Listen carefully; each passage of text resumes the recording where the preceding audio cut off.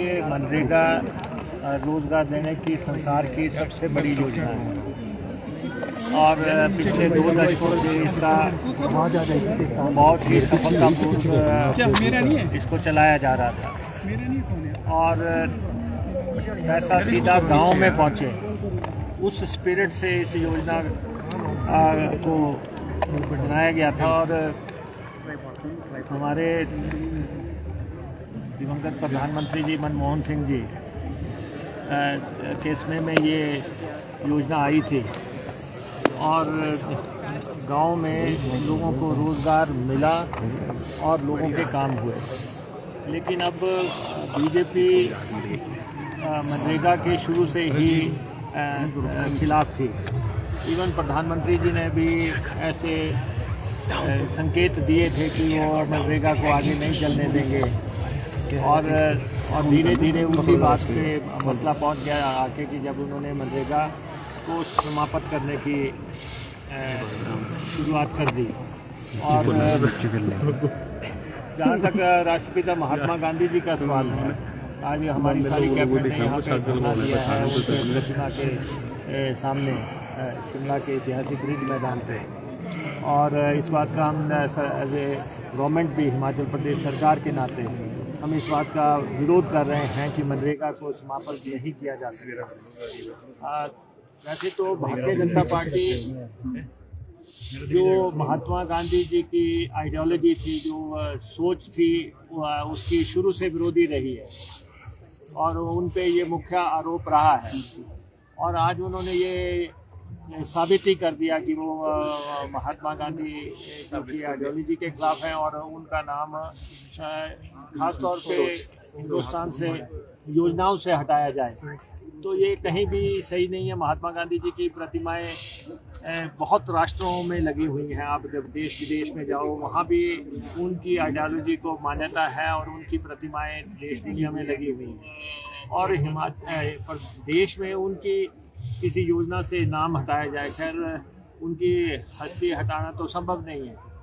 जो लोग आज उनके नाम योजना से हटा रहे हैं, कल दिन को वो लोग करेंसी से भी उनकी फ़ोटो हटाने का काम कर सकते हैं, क्योंकि ये सोच का सवाल है, ये मानसिकता का सवाल है कि वो ऐसा काम कर रहे हैं। लेकिन ये जो योजना है, इससे जो है इन्होंने मंत्रालय में ले लिया है।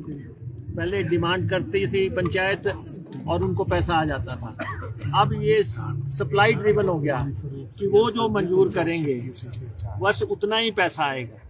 और 60 दिन तो वैसे ही निकाल दिए कि 60 दिन जो है ये योजना सस्पेंड रहेगी साल में। इसका मतलब 10 महीने की योजना हो गई और पहले 12 महीने की थी।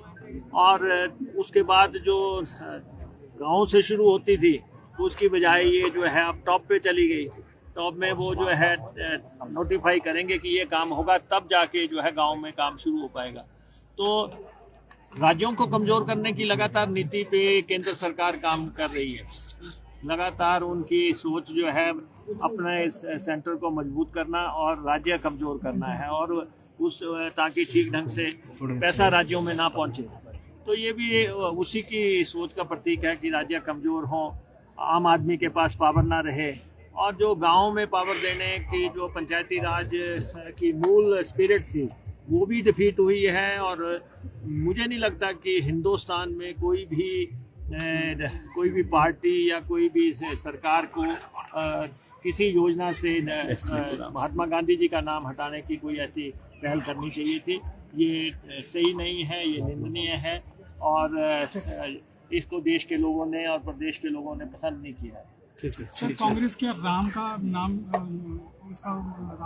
हटाने पे विरोध कर रही है या महात्मा गांधी से गारंटी नहीं? देखिए,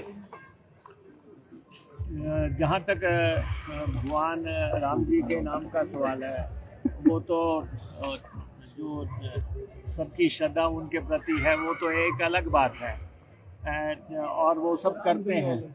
लेकिन इस समय मसला जो है वो महात्मा गांधी जी का एक नाम हटाने का है, जिन्होंने देश की आज़ादी के लिए संघर्ष किया पूरे, और उसके बाद जो है उनको जो है अपनी जान भी देनी पड़ी। और सारा राष्ट्र में वो जो है, सारे संसार में वो निर्विवाद तौर से उनको पूजा जाता है, उनकी मान्यता है। तो इसलिए मैं नहीं समझता कि ये स्टेप किसी भी ढंग से केंद्र के द्वारा उठाया सही है। और ये स्पिरिट आपने डिफीट कर दी, गाँवों में पावर देने की जो स्पिरिट थी वो डिफीट हो गई।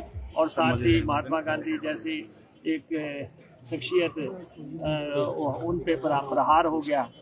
अब क्या सोच केंद्र की रही है ये अलग बात है, लेकिन ये सोचना कि एक सरकार ने चलाई है और दूसरी सरकार उसको स्थगित करेगी, तो और योजनाएं बहुत होती हैं, लेकिन महात्मा गांधी जी के साथ ऐसा नहीं होना चाहिए।